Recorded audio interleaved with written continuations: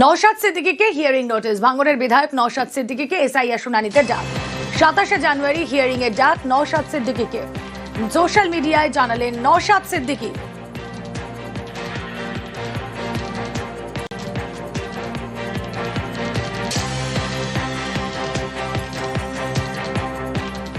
আমি এই নোটিশ এসেছে বলে একটু আতঙ্কিত নয়, কারণ কারো আশীর্বাদ অভিশাপে আমার ভোটাধিকার তারা নির্ধারণ করতে পারবে না।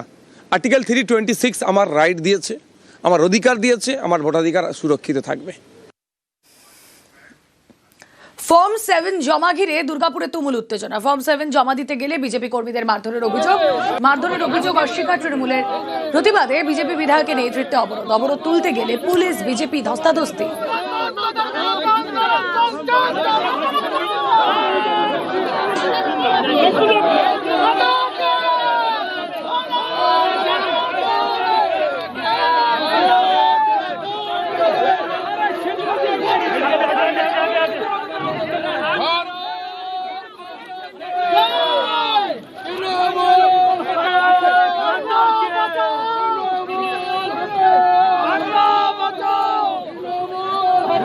কথা বলবো, অর্পণ রয়েছেন সঙ্গে। অর্পণ, দেখো একেবারে যে 19 নম্বর জাতীয় সড়ক ডিবিসি মোড় প্রায় 2 ঘন্টা ধরে অবরোধ হয়ে থাকে এবং বিজেপি কর্মী সমর্থকরা এই রাস্তা অবরোধ যখন করে তখন পুলিশ যখন তাদেরকে আন্দোলনকারী তাদেরকে যখন সরাতে যায়, পুলিশের সাথে কিন্তু ব্যাপক ধস্তাধস্তি শুরু হয় বিজেপি কর্মী সমর্থক এবং ইতিমধ্যেই কিন্তু উত্তেজনা ছড়াতে থাকে এবং প্রায় 2 ঘন্টা পর জাতীয় সড়ক অবরোধ অবস্থানে কিন্তু যান চলাচল স্বাভাবিক হয় এবং এই ঘটনাকে কেন্দ্র করে কিন্তু ধুমধুমার কাণ্ড, পুলিশের সাথে কিন্তু ধস্তাধস্তি রীতিমতো বিজেপি কর্মী সমর্থকদের এবং বেশ কয়েকজনকে কিন্তু ইতিমধ্যে আটক করা হয় পুলিশের তরফ থেকে এবং দুর্গাপুর পশ্চিমে তিনি বিজেপি বিধায়ক লক্ষণ হরি তাকেও কিন্তু আটক করা হয় এবং তাকেও কিন্তু টানতে পুলিশকে সেখানে তোলা হয় এবং এর জেরাই কিন্তু অবরোধ হয়ে থাকে প্রায় 2 ঘন্টা ধরে এবং ঘটনাস্থলে কম ফোর্স নামানো হয়।